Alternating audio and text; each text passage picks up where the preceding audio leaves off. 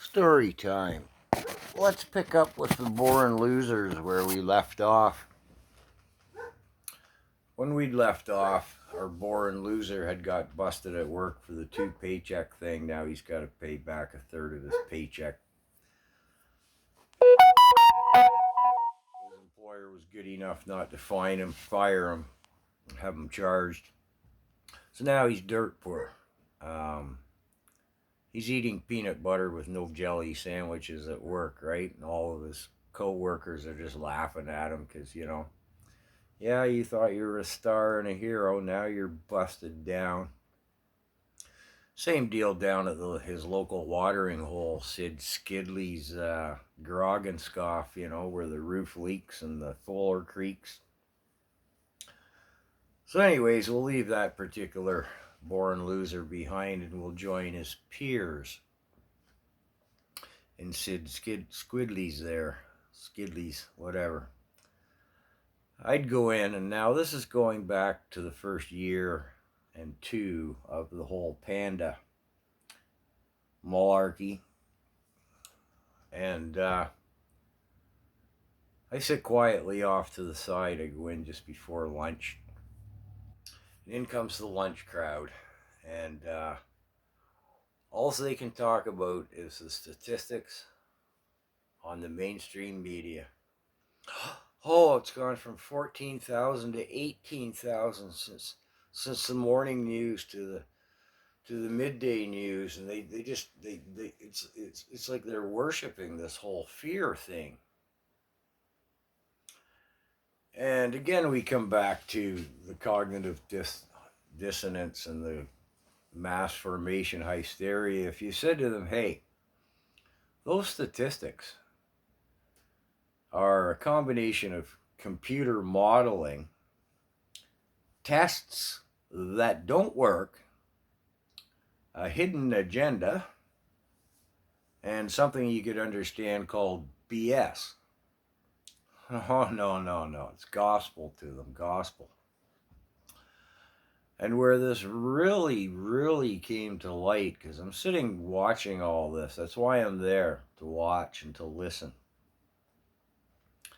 How can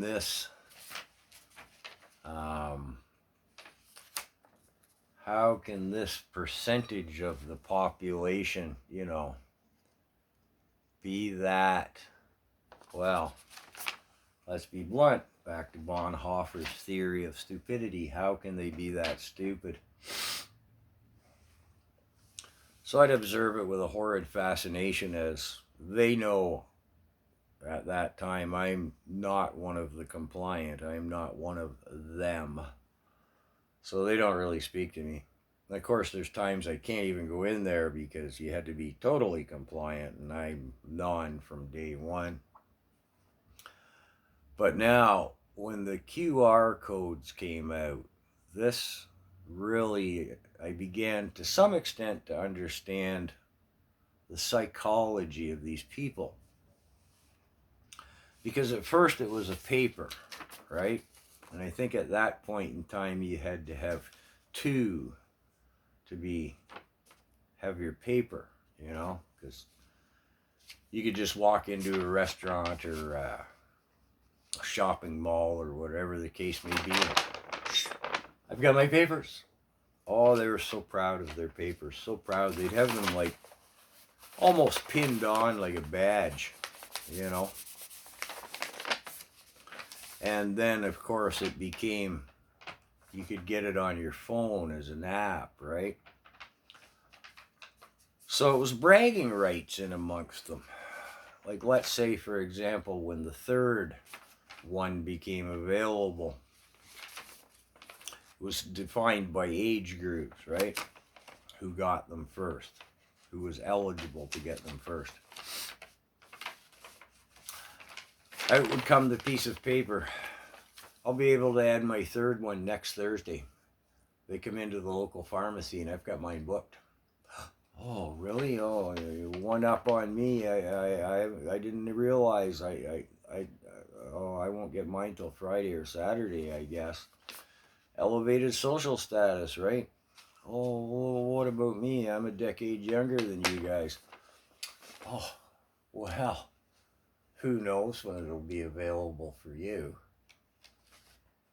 You know, and you're sitting there, you're listening to these people, you're going, well, they told you one, then they told you two, now it's three. Now it's social status, how many you got and who gets them first. And then somebody'd come in and it'd be like, I got my third one booked for Thursday. I'm queen today. Oh, I booked mine on Tuesday. They come into the pharmacare in the town down the road 2 days earlier. Oh, you win. You win. It's all about hero biscuits. Now, the thing is, these are the boring losers of society who've always been on the bottom of the social food chain. But now, all of a sudden, in their minds, they're the shining stars. They're all in a club. There's an established hierarchy, a pecking order, who's on top by the sheer number, right? And the only part of it all I really couldn't figure out is, and still can't quite, is I'll use the term Big Brother. Big Brother, in their minds, was never their friends. I mean, authority has never been the friend of these people in their minds. It's authority that keeps them downtrodden. Back to our boring loser with his double paycheck thing when he was getting the gears at work about his peanut butter sandwiches. His line of defense was, well, they gave it to me. Doesn't occur to him he made some bad decisions, and they were his decisions and his decisions alone. No, it's their fault. It's the authorities' fault, it's the police fault, it's the government's fault. The government takes too much money off my tax. Or a lot of them, of course, don't work. They're on some social program or another. They don't get given enough money and Oxycontin. So it's always the born losers feel they've been suppressed by them, Big Brother.